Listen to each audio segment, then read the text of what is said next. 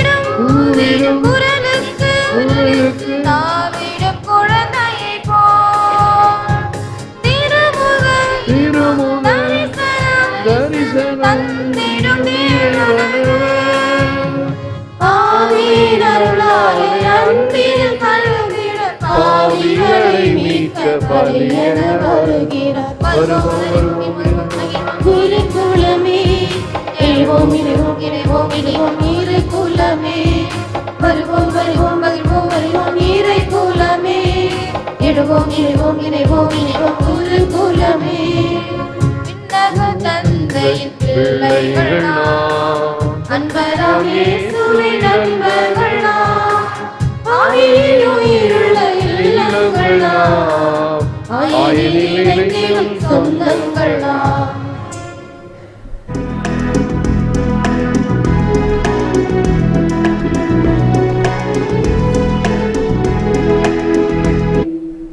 நம்முடைய கடவுள் புகழ்ந்து பாடுவது நல்லது, அவரை புகழ்வது இனிமையானது, அதுவே ஏற்புடையது. உடைந்த உள்ளத்தோரை குணப்படுத்துகின்றார், அவர்களின் காயங்களை கட்டுகின்றார். விண்மீன்களின் இலக்கத்தை எண்ணி அவை ஒவ்வொன்றையும் பெயர் சொல்லி அழைக்கின்றார். ஆண்டவர் எளியோருக்கு ஆதரவளிக்கின்றார், பொல்லாரையோ தரைமட்டம் தாழ்த்துகின்றார்.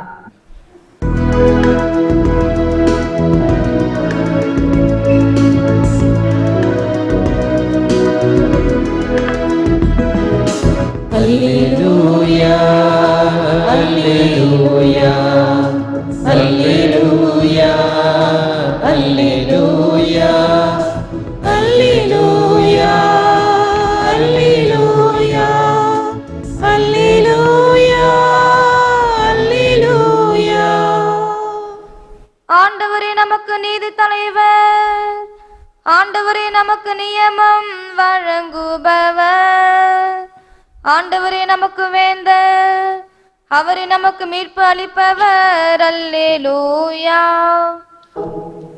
ஆண்டவர் உங்களோடு இருப்பாராக. உம்மோடும் இருப்பாராக. புனித மத்தேயு எழுதிய நற்செய்தியிலிருந்து வாசகம். ஆண்டவரே உமக்கு மகிமை. மகிமை. காலத்தில் இயேசு நகர்கள் சிற்றூர்கள் எல்லாம் சுற்றி வந்தார். எங்கும் அவர்களுடைய தொழுகை கூடங்களில் கற்பித்தார். விண்ணரசை பற்றிய நற்செய்தியை பறைசாற்றினார். நோய் நொடிகள் அனைத்தையும் குணமாக்கினார். திரண்டிருந்த மக்களை அவர் கண்டபோது அவர்கள் மேல் பரிவு கொண்டார். அவர்கள் ஆயரில்லா ஆடுகளைப் போல அலைகழிக்கப்பட்டு சோர்ந்து காணப்பட்டார்கள். அப்பொழுது அவர் தம் சீடரை நோக்கி, அறுவடை மிகுதி, வேலையாட்களோ குறைவு. ஆகையால் தேவையான வேலையாட்களை தமது அறுவடைக்கு அனுப்பும்படி அறுவடையின் உரிமையாளரிடம் மன்றாடுங்கள் என்றார். இயேசு தம் சீடர் 12 தம்மிடம் வரவழைத்தார். தீய ஆவிகளை ஓட்டவும் நோய் நொடிகளை குணமாக்கவும் அவர்களுக்கு அதிகாரம் அளித்தார். இயேசு 12 அறிவுரையாக கூறியது, வழி தவறி போன ஆடுகளான இஸ்ராயேல் மக்களிடமே செல்லுங்கள். அப்படி செல்லும்போது விண்ணரசு நெருங்கி வந்துவிட்டது என பறைசாற்றுங்கள். நலம் குன்றியவர்களை குணமாக்குங்கள். இறந்தோரை உயிர் பெற்றெழச் செய்யுங்கள். தொழுநோயாளரை நலமாக்குங்கள்.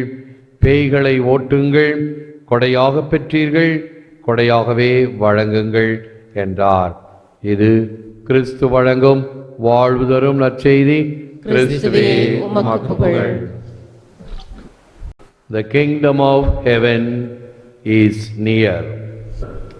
விண்ணரசு நெருங்கிவிட்டது.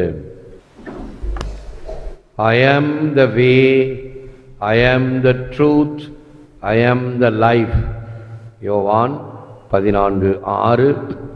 நானே வழியும் உண்மையும் உயிரும்.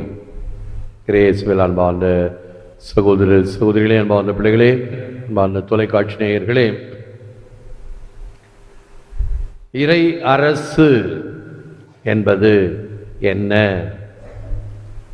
நம் ஆண்டவர் இயேசு கிறிஸ்து இறை தந்தையை பற்றியும் இறை அரசை பற்றியும் அறிவித்து வந்தார். நாம் அறிவிக்க வேண்டியது இன்னும் ஒன்று கூட. இறை தந்தை பற்றியும் சொல்ல வேண்டும், இறை அரசை பற்றியும் சொல்ல வேண்டும், இயேசுவை பற்றியும் சொல்ல வேண்டும். இதுதான் நற்செய்தி. இயேசு செய்த செயல்கள், போதித்த போதனைகள் அனைத்தும் இறை தந்தையை மையமாக வைத்து இறை அரசை இங்கே கொண்டு வருதல் என்பதிலே அவருடைய பணி. என் பணி முடிந்தது, எல்லாம் முடிந்தது என்று அவர் சிலுவையில தலை சாய்க்கும் பொழுது எதற்காக வந்தாரோ அந்த பணி நிறைவேறுகிறது. Mission accomplished. பிறப்பிலிருந்து இறப்பு வரை 12 வயது சிறுவனாக இருக்கும் பொழுதே என் தந்தையின் பணியை நிறைவேற்றுவது என் கடமை, என் தந்தையின் இல்லத்தில் இருப்பது எனக்கு உரிமை, கடமை என்பது உங்களுக்கு தெரியாதா என்று தன் பெற்றோர்களிடமே கேட்டவர். ஆக we preach kingdom of God not so much by talking about it but by living it. இறை அரசை நாம் அறிவிப்பது அதை பற்றி அதிகம் பேசுவதால் அல்ல, மாறாக அதை வாழ்வதால். ஆப்பிரிக்கா தேசத்தில் ஒரு கிராமத்தில் கிறிஸ்துவத்தை பற்றி அறிவிக்க வேண்டும், கிறிஸ்துவத்தை அங்கு அறிமுகப்படுத்த வேண்டும், கொடுக்க வேண்டும் என்றால் மேடை போட்டு இந்த கன்வென்ஷன்ஸ் கூட்டங்கள், ஜெப கூட்டங்கள் இப்படியாக செய்வது அல்ல. வீடுகளை சந்தித்து மக்களுக்கு டிராக்ட்ஸ் என்று சொல்லக்கூடிய பலவிதமான அச்சடித்த காகிதங்களை கொடுத்து அறிவிப்பது என்பது அல்ல. மாறாக என்ன செய்வார்கள்? ஒரு நல்ல கிறிஸ்துவ குடும்பத்தை அந்த ஊரில் சென்று அவர்களோடு வாழ வைப்பார்கள். அதான் இயேசுவினுடைய பணியும். இயேசு என்ன செய்தார்? வார்த்தை மனு உருவானார், நம்மிடையே குடிகொண்டார். யாருக்கு சேவை செய்ய வேண்டுமோ அங்கே தங்கியிருத்தல் வேண்டும். பங்கு தளம் என்றால் பங்கு தந்தை அந்த பங்கில் தங்கி சேவை செய்ய வேண்டும். இந்த பங்கில் எனக்கு வசதி பத்தாது, நல்ல கட்டட வசதி இல்லை, காற்று வசதி இல்லை, ஆகவே நான் பேராயர் இல்லத்தில் சொகுசாக தங்கி கொண்டு அங்கிருந்து வந்து திருப்பலி வைத்துவிட்டு போகிறேன் என்று சொல்வது சரியாகுமா? நம் கோவிலுக்கு அருகிலே ஒரு மருத்துவமனை இருக்கிறது. மருத்துவமனையிலே மருத்துவர்கள், செவிலியர்கள் இருக்க வேண்டும். ஒரு 3-4 பேர் ஒரு 11 மணிக்கு ஒரு குழந்தையை தூக்கிக்கிட்டு வேக வேகமாக போனாங்க. இந்த நேரத்தில் எங்கே போகிறாங்க? பஸ் இல்லை, ஒன்றும் இல்லை, எல்லாம் நின்று போச்சு பஸ் ஓட்டமெல்லாம். அடுத்த 10-20 நிமிஷம் திரும்பி போனாங்க. ஓ, பக்கத்தில் ஆஸ்பத்திரிக்கு போயிருப்பாங்க. அப்போ அந்த சமயத்திலே மருத்துவர் அங்கே இருக்க வேண்டும். நம் ஆண்டவர் இயேசு கிறிஸ்துவினுடைய மிகப்பெரிய பெருமை என்ன? அந்த கடவுள் என்ற வலிமையை, மகிமையை வலிந்து பற்றி கொண்டிருக்க வேண்டியதொன்றாக கருதாமல் அதை விடுத்து மனித தன்மை ஏற்று, அதுவும் அடிமையின் தன்மை பூண்டு சாவை ஏற்கும் அளவுக்கு, அதுவும் சிலுவை சாவையே ஏற்கும் அளவுக்கு கீழ்ப்படிபவர் ஆனார். பிலிப்பியருக்கு எழுதிய திருமுகம் 2ஆம் அதிகாரம் 5ஆம் வசனம். இதுதான் இயேசுவினுடைய தனிப்பெரும் சிறப்பு. இந்த மக்களுக்காக நான் இறங்கி வந்து செயல்படுகிறேன் என்பதும். 2 உதாரணங்கள் சொல்கிறேன். ஒன்று, ஒருத்தர் ஜன்னல்லேருந்து பார்க்குறாரு, பலத்த புயற்காற்று அடிக்கிறது, மழை பெய்கிறது, ஒரு 20-30 வாத்துக்கள் அங்கேயும் இங்கேயும் ஓடுது. அவருடைய வீட்டில் ஒரு கார் ஷெட் இருக்குது. ஆகவே இவர் கொஞ்சம் கரிசனத்தோடு இந்த வாத்துக்களை இந்த கார் ஷெட்டுக்குள்ளார அனுப்பினோம் என்றால் இந்த மழைக்கு கொஞ்சம் பாதுகாப்பாக இருக்குமே என்று சொல்லி ஒரு குச்சியை வச்சுக்கிட்டு அந்த வாத்தெல்லாம் துரத்துறாரு கார் ஷெட்டு நோக்கி. அது வேற வேற இடத்துக்கு தான் ஓடுதே தவிர கார் ஷெட்டுக்கு போக மாட்டேங்குது. ஏதோ நம்மளை ஒரு பொறியில மாட்டாங்களோ என்ற ஒரு தற்காப்பு எண்ணம் அதுக்கு வந்ததோ என்னவோ தெரியல. அப்ப இவர் நினைத்தார், நான் நினைப்பது என்ன செய்ய வேண்டும் என்று எண்ணுகிறேனோ அது இந்த வாத்துகளுக்கு புரியவில்லையே. ஒருவேளை நானும் வாத்து போல இருந்தால், வாத்து பேசுகிற பாஷையில சொல்லி இந்த இடத்துக்கு போனால் பாதுகாப்பு என்று சொல்ல முடியுமோ என்று நினைத்தாராம். இயேசு அப்படி நினைக்கவில்லை. நான் மேலே இருந்து கொண்டு இந்த மக்களுக்கு மீட்பை தருகிறேன் என்று அல்ல, கீழே இறங்கி வந்தார். இன்னொரு உதாரணம், ஒரு மனிதனுக்கு கனவிலே காவல் தூதர் தோன்றி, நீ மோட்சத்துக்கு வர வேண்டும், பணி முடிவடைகிறது இந்த உலகத்திலே, நீ மோட்சத்துக்கு வர வேண்டும். அவர் உடனே அவர்கிட்ட கேட்குறார், ஐயா காவல் தூதரே, எனக்கு இன்னும் சில பணிகள் எல்லாம் இருக்கின்றன, இவைகளை எல்லாம் முடித்து விட்டு வருகிறேனே, இன்னும் கொஞ்சம் அவகாசம் கொடுங்கள். சரி, அவகாசம் கொடுக்கப்பட்டது. இன்னும் சில காலம் கழித்து மறுபடியும் அதே காட்சி, இன்னும் சில பணிகள் முடியவில்லை, எல்லாம் பிறருக்காக செய்ய வேண்டிய பணிகள், அவைகளை முடித்து விட்டு வருகிறேனே, சரி பரவாயில்லை. 3வது முறையும் அப்படியே நடக்கிறது. பிறகு இவரே வானதூதரிடம் இறைஞ்சுகிறார், என் பணி எல்லாம் முடிந்து விட்டது, நான் இப்பொழுது விண்ணகத்துக்கு வரத்துக்கு தயார், என்னை அழைத்துக்கொள் என்று சொன்ன பொழுது வானதூதர் பதில் சொன்னாராம், இப்ப நீ எங்கே இருக்கிறன்னு நினைச்சிட்டு இருக்கிற, நீ ஏற்கனவே விண்ணகத்துக்கு அருகில் இருக்கிறாய், ஆகவே நீ விண்ணிற்குள் நுழைவாய். விண்ணரசு நெருங்கிவிட்டது என்று இந்த தியானத்தை நாம் துவக்கினோம். இறைவன் அரசு இங்கே நம்மில் இருக்கிறது என்றால் அது எப்படி இருக்கும்? பிறருடைய கரிசனத்திலே நாம் வாழ்தல். ஒரு கருத்து, நரகத்துக்கும் மோட்சத்துக்கும் என்ன வித்தியாசம்? நரகத்தில் இருக்கிறவங்க நல்ல சாப்பாடு மேஜையில் இருக்குது, ஆனால் அவங்க கையில் நீண்டமான ஒரு கரண்டி இருக்குது. இந்த கரண்டியில் சாப்பிட முடியாது, எடுத்தது வாய்க்கு போக முடியாது. எப்படியாவது சாப்பிடணும்னு முயற்சி பண்ணுறாங்க, முடியல. மோட்சத்தில் என்ன நடக்கிறது? அதே சம்பவம், அதே நிலைமை.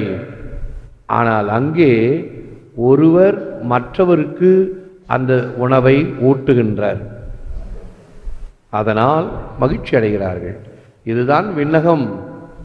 அந்த விண்ணரசு நம்மிடம் வர வேண்டும் என்றால் நாம் நம்முடைய வாழ்க்கையால் இந்த விண்ணரசை அறிவிக்க வேண்டும். தியோடோர் ரூஸ்வெல்ட் என்ற அறிஞருடைய வார்த்தைகள், do what you can, do with what you have, do where you are. நீ இருக்கும் இடத்தில் உன்னிடத்தில் உள்ளதை கொண்டு உன்னால் முடிந்ததை செய்ய வேண்டும். சாக்குப்போக்குகள் சொல்லக்கூடாது. எனக்கு நேரம் இல்லை, எனக்கு வசதி இல்லை, எனக்கு வாய்ப்பு கிடைக்கவில்லை, இது இருந்தால் அப்படி இருக்கும், அது இருந்தால் இப்படி இருக்கும், எனக்கு வாய்ப்பு கிடைத்தால் வானத்தை வில்லாக வளைப்பேன், மணலை கயிறாக திரிப்பேன் என்றெல்லாம் வசனங்கள் பேசிக்கொண்டு அல்ல. உன்னிடம் இருக்கக்கூடியதை உனக்கு கிடைத்த நேரத்தில் உன்னால் என்ன செய்ய முடியுமோ அதை செய். நான் என்ன செய்கிறது என்று வாளாயிருத்தல் அல்லது இறக்கப்பட்டு கொண்டு சொச்சோ பாவம் அப்படின்னு அதோட முடிஞ்சு போச்சு நம்ம கதை. இறங்கி நான் பணி செய்ய வேண்டும். அந்த நல்ல சமாரியனுடைய உண்மையில் பார்த்தோம் அல்லவா? அந்த குருவும் சரி, லேவியனும் சரி, இறங்கி அவர்களுக்கு உதவவில்லை. ஆனால் சமாரியன் இறங்கி அவர்களுக்கு, அந்த அடிபட்டவனுக்கு உதவி செய்தான். அதுதான் நமக்கு கொடுக்கப்படுகின்ற பாடம். Advent is hope, not in a passive way like that of someone waiting for a train, but active hope which gets us ready to give all that is needed for Jesus to be born again in our hearts. ஆண்டவரின் வருகை நம்பிக்கை நிறைந்தது. பேருந்துக்காக ஒருவர் காத்திருப்பது போல் சாதாரணமானது அல்ல. நம் இதயத்தில் மீண்டும் பிறக்கவிருக்கும் இயேசுவுக்காக அனைத்தையும் கொடுக்க ஆயத்தமாயிருக்கும் உயிருள்ள நம்பிக்கை. The kingdom prepared for you since the creation of the world. உலகம் தோன்றியது முதல் உங்களுக்காக ஏற்பாடு செய்யப்பட்டிருக்கும் ஆட்சியை உரிமை பேராக பெற்றுக்கொள்ளுங்கள் என்பதுதான் நம்முடைய கைமாறு. உளதால் இருப்போம், செபிப்போம். Lord Jesus, teach us during this Advent to keep our ways fixed on Christ our shepherd, our guide. May the grace of this season bring us back to his way. எங்கள் ஆயனும் வழிநடத்துவோருமாகிய கிறிஸ்துவின் மீது எங்கள் கண்களை பதிக்க இத்திருவருகை காலத்தில் கற்றுத்தாரும்.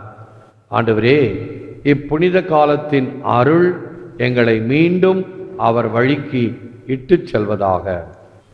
விண்ணரசை வாழ்ந்து காட்டக்கூடிய வகையில் எமக்கு கொடுக்கப்பட்ட நேரம், தருணம், வாய்ப்பு இவைகளை பயன்படுத்தி வெறும் சொற்களால் அல்ல, எங்கள் வாழ்க்கையால், சொல், செயல், சிந்தனை அனைத்திலுமே வெறும் ஜெபம் மட்டும் அல்லாமல் உமது சித்தம் பரலோகத்தில் செய்யப்படுவது போல பூலோகத்திலும் செய்யப்படுவதாக என்று ஜெபிக்கின்ற வார்த்தைகள் எம்மில், எம் குடும்பத்தில், எம் சமுதாயத்தில் செயல்படக்கூடிய வகையில் நாங்கள் உறுதுணையாக இருப்போமாக.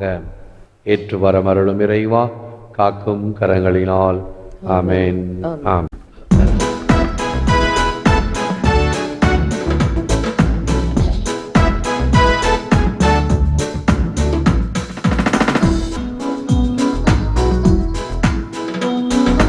பொங்குமலை இசையில் தங்கமலை சுரமா எங்கள் உள்ளம் தருகின்றேன், தஞ்சமென வருகின்றேன், சொந்தமென ஏற்றருள்வாய். பொங்குமலை இசையில் தங்கமலை சுரமா எந்த உள்ளம் தருகின்றேன், தஞ்சமென வருகின்றேன்,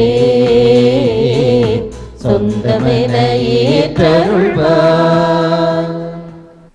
நன்றி. எழுந்திருப்போம், ஆசை பெறுவோம். ஆண்டவர் உங்களோடு இருப்பாராக.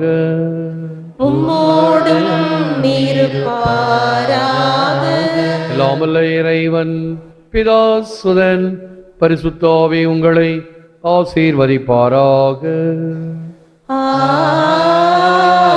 ஆமென். சென்று வாழுங்கள், திருப்பலி நிறைவேறிற்று.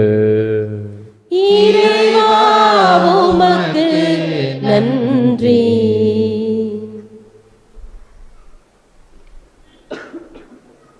பிதாசுதன் பரிசுத்த ஆவியின் பெயராலே ஆமென். இயேசுவுக்கே புகழ்.